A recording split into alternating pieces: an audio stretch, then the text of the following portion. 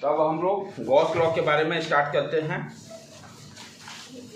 ये फॉर्मूला बहुत इंपॉर्टेंट है बेटे।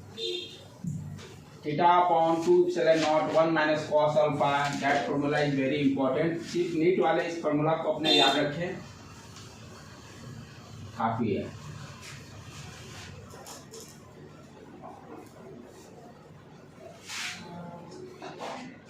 अब गॉस लॉ में हम लोग जस्ट जो इंट्रोड्यूस किए थे, कोई भी स्फीयर है, इस प्रॉब्लम के पहले कल प्रीवियस लेक्चर्स में जितने भी हम लोग फ्लक्स निकाले थे 2 डायमेंशनल का या 3 डायमेंशनल का, ध्यान देने की बात क्या था कि 3 डायमेंशन में भी कोई भी चार्ज इनसाइड में नहीं था, इलेक्ट्रिक फील्ड इनफॉर्म था, राइट। यदि कोई भी चार्ज इनसाइड है 3 डायमेंशनल शेप में, नेट फ्लक्स हम लोग क्या देखे थे, 0, जब तक इलेक्ट्रिक फील्ड वेरी नहीं कर रहा है। If electric field is constant, uniform, cube हो, स्क्वायर हो, कोई भी हो शेप हम लोग देखे थे, स्क्वायर तो 2 डायमेंशन हो गया, कोन हो, स्फीयर हो, नेट फ्लक्स यदि कोई चार्ज इनसाइड में नहीं है तो हमने क्या लिखा था, 0, नेट फ्लक्स 0। लास्ट प्रॉब्लम हम लोग क्या देखे, 3 डायमेंशनल शेप में, 3 डायमेंशनल शेप करते आपका दिमाग क्लियर होना चाहिए, कोन हो सकता है, सिलेंडर हो सकता है, या आपका स्फीयर हो सकता है। तो 3 डायमेंशन शेप में यदि कोई भी चार्ज को अंदर रखते हैं तो हमने क्या देखा, फ्लक्स का जो फॉर्मूला निकाला, phi equal to q inside upon epsilon naught. यानी यदि कोई भी चार्ज क्यू रखा जाए, सेंटर पर, तो कितना फ्लक्स वो दे रहा है, Q upon epsilon not, right. थोड़ी देर के बाद देखेंगे कि शेप पर भी डिपेंड नहीं करता है, साइज पे भी डिपेंड नहीं करता है, स्टेप बाय स्टेप समझेंगे। इसमें पहले कॉन्सेप्ट डेवलप करना है, उसका प्रॉब्लम सब आसान हो जाएंगे। तो गॉस लॉ क्या करा, the net electric flux through a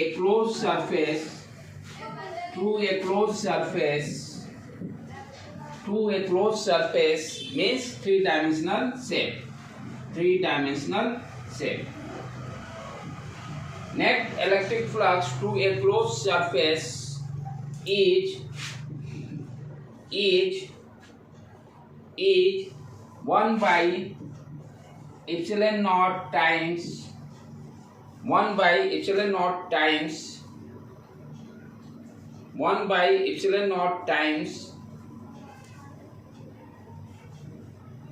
the net charge, जो चार्ज रखा है 1 by epsilon naught times the net charge enclosed by the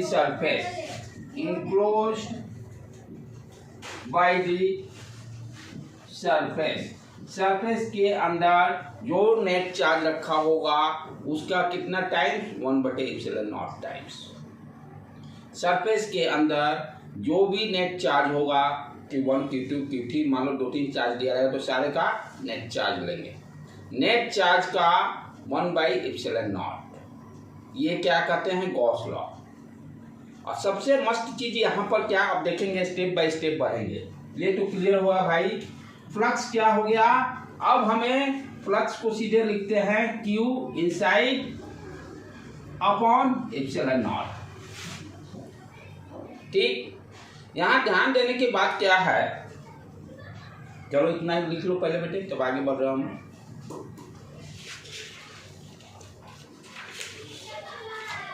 इस लॉ का खासियत क्या है कि आपका शेप कुछ भी रहे, कहने मतलब सिलेंडर रहे या स्फीयर रहे, ठीक है, या आपका ये क्यूब रहे, क्यूबॉइड रहे, क्या कर रहे हैं, गॉस लॉ ध्यान देने का। लाइन क्या है, पहले लाइन लिख लेते हैं, उसको समझते। ये लिख लिए ना,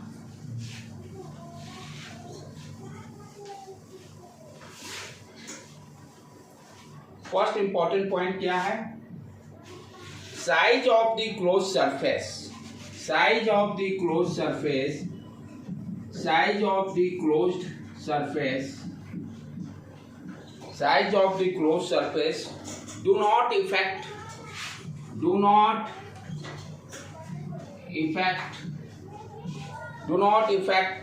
net flux. Do not affect net flux. पहले लिख लो तो मैं समझा रहा हूँ. Size of the closed surface do not affect net flux. कहने का मतलब मान लो कि ये स्फीयर है, रेडियस r है फॉर एग्जाम्पल, ठीक. इसके कारण फ्लक्स कितना होगा, पाई इक्वल टू मान लेते चार्ज q रखा हुआ, नेट चार्ज तो q internal upon epsilon not. कोई दिक्कत. यदि रेडियस मैं 2r कर दूं, साइज बढ़ा दिया, क्या फ्लक्स कितना होगा, again q upon epsilon not, क्योंकि रेडियस पर तो डिपेंड ही नहीं कर रहा है. हम चार्ज देख रहे हैं इनसाइड कितना, वही सेम चार्ज यदि रखा हो. Size of close surface do not affect net flux. Size कुछ भी हो, r हो, रेडियस 2r हो, 3r हो, 4r हो, कोई भी साइज हो, सारे का फ्लक्स सेम रहेगा. सारे का फ्लक्स सेम रहेगा. कॉन्सेप्ट क्लियर समझ में आ रहा है. साइज कुछ भी हो, डजंट मैटर, हमको फ्लक्स तो सारे का सेम ही रहेगा. हमको यहाँ पर क्या देख रहा है, फ्लक्स सिर्फ चार्ज इनसाइड देख रहा है, इनक्लोज सरफेस के अंदर कितना चार्ज है उस पर डिपेंड कर रहा है. शेप से कोई लेना ही देना नहीं है. साइज की बात कर, साइज से कोई लेना ही देना नहीं है. कोई भी साइज रहेगा हमेशा flux q upon epsilon not ही रहेगा, यदि बशर्ते सारे के अंदर नेट चार्ज सेम हो. ठीक. सेकेंड इंपॉर्टेंट पॉइंट, ये तो साइज के बारे में हो गया. साइज के जगह पर अब मैंने सेव कर दिया. Second point save. ठीक है, सेव कर दिया. अब हम लिखे क्या, shape of the close surface, shape of the close surface do not affect net flux. कहने का मतलब क्या हो गया,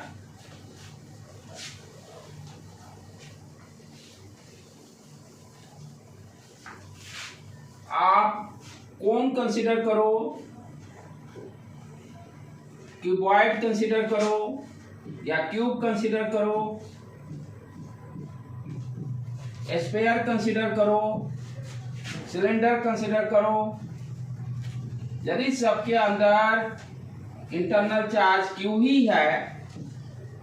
ही है तो सारे के द्वारा फ्लक्स सेम ही रहेगा. शेप पर भी डिपेंड नहीं करता है. यहाँ भी flux q upon epsilon not, यहाँ भी flux q upon epsilon not, यहाँ भी फ्लक्स स्फीयर के अंदर भी q अपॉन एप्सिलॉन नॉट, और यहाँ भी सिलेंडर रहेगा q अपॉन एप्सिलॉन नॉट. सिर्फ क्या ध्यान देना है, गॉस लॉ जो है क्लोज सरफेस के लिए ही है, 2 डायमेंशनल शेप के लिए नहीं. गॉस लॉ सिर्फ ओनली 3 डायमेंशनल शेप के लिए ही है. तो शेप कुछ भी हो, साइज कुछ भी हो, फ्लक्स सेम ही रहेगा. साइज कुछ भी हो, शेप कुछ भी हो, फ्लक्स जो रहेगा हमेशा सेम ही रहेगा. बस खाली ध्यान देना है कि सारे के अंदर चार्ज सेम होना चाहिए, इनसाइड चार्ज.